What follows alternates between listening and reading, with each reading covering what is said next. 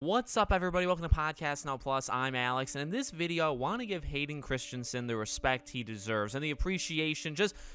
I saw a quote. I'm going to read the quote out for you. It was an interview that Hayden did with, I think, Collider, talking about the finale of Obi-Wan. And like or hate his performance of Anakin in the prequels, I really and there's a very strong group of people that really liked it and will very much defend that, like, the performance he gave is the one George Lucas wanted him to give, which I actually kind of lean more towards that side. Not necessarily saying that it's like the entire thing's perfect. Like, maybe George Lucas can have some bad ideas, maybe some stuff can be wrong, but if you want to go down the path that Hayden was literally just doing his job, was literally just giving the performance he was supposed to give, I think I would agree with that. But more specifically, I want to talk about, obviously, in Obi-Wan. Well, number one, his performance has been incredible, okay? Including, and this will be giving spoilers for the finale, so don't watch this if you haven't watched the finale. He was spectacular in that finale. And he's not, in it all that much. Obviously, you got James Earl Jones doing the voice,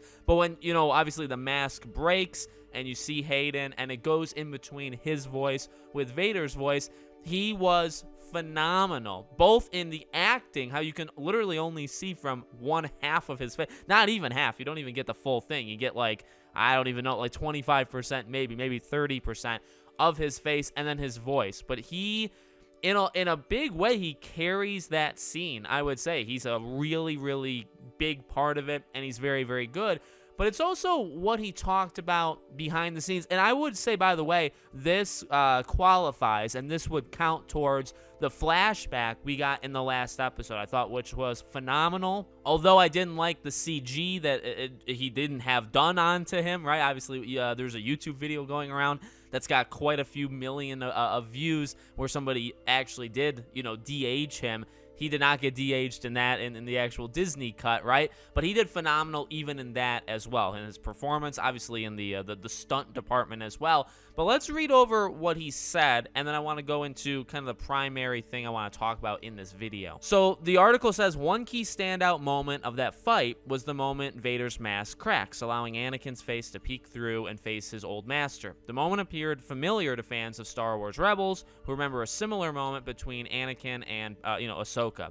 When asked about the parallel, Hayden said that he watched the episode several times in order to prepare for the moment. He emphasized that in reprising the role, doing his research was key in order to re-immerse himself in Star Wars. Now, again, like or hate the performance he's ever once given, I respect the hell out of the guy in terms of what Star Wars and what Anakin means and how much he wants to make sure that comes through. This is something that's tough because when I say this, by the way, this is going to be controversial. And not that it always happens this way, but I would say, my own personal opinion, I am sick of hearing actors, actresses, directors, producers, whatever, who are doing something with the source material, like something came before, whether maybe it's a reboot, but more likely say it's a sequel, or it's they're doing it in a different medium, so it was a game and now they're doing a movie, or it's a game and now they're doing a TV show. I'm sick of hearing these people say that they never played it, or they never watched it, or they only did some of it, and they kept themselves away from it so that they can deliver something kind of fresh and new to the audience. I'm tired. This is just my own personal opinion. I never have liked hearing that. I think it comes across to me more powerful and better when you have what Hayden said. There's other interviews where Hayden said, like, he put on 20 to 30 pounds because he wanted to become Vader. He wanted to become that character. Because there's conflicting things about this show, I don't even know how much of the time you see Darth Vader is Hayden Christensen, the human being, inside the suit. I don't think it's all that much at all. So the fact that I don't think that, on top of that, he still puts in the work, and he's probably barely in the show. If we're being real, he's barely in the show. The Order 66 stuff, cool. The fight, the training, let's say, with Obi-Wan, awesome, right? And again, and he even said with that, he rewatched, or I don't even know if he watched it the first time. He watched Rebels, he watched Clone Wars, so he could get that dynamic of Anakin. He rewatched, I believe, episode 2 and 3. So did Ewan McGregor. It's like I truly believe the guy cares. The guy truly cares. And I guess I'm not saying that everybody I just said on the other side of things don't care. a good example that just comes to mind because it just happened, Pedro Pascal, who's playing Joel in the Last of Us TV show, he has said that he watched his nephew play a couple hours of the game, and then he had to leave. He had to go work or whatever, and he left. So he's never watched more than maybe 2 to 3 hours of a 15-hour game.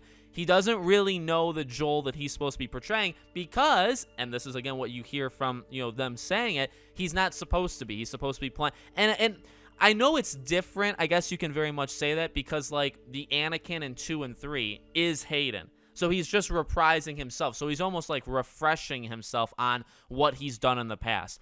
You have the Clone Wars and Rebels, which is a little bit different, right? Because technically, I mean, he's not the voice of that. He never watched it to begin with. I mean, you could make the argument that that's a different, I mean, it is. It's a different version of Anakin. It's a more fleshed out version in some ways in Clone Wars, right?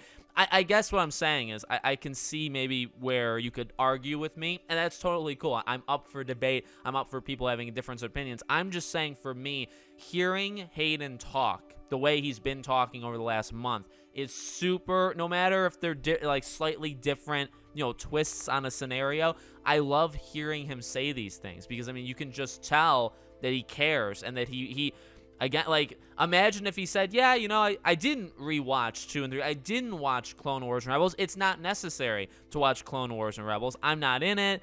It's the character. But yeah, I'm going to give the audience something new, a different Vader. We've never seen this Vader. I don't know. I don't really think I would have liked to hear him say that. And guess what? He didn't say that. In fact, it's the complete opposite. He wants to be Darth Vader. He watched that Rebels episode, which is very literally it's the opposite side of his mask that gets cut off, right? Which is it's symbolism all in and of itself. I mean, I'm glad he watched that. That's good because Rebels did it really well. So why not kind of know what like that happened? That's canon, right? Because Rebels, so why not know that happened to you or it's going to happen to you or whatever for any of these situations, right? Why not kind of just educate yourself or just refresh your memory of what the character is that you're playing? I love it.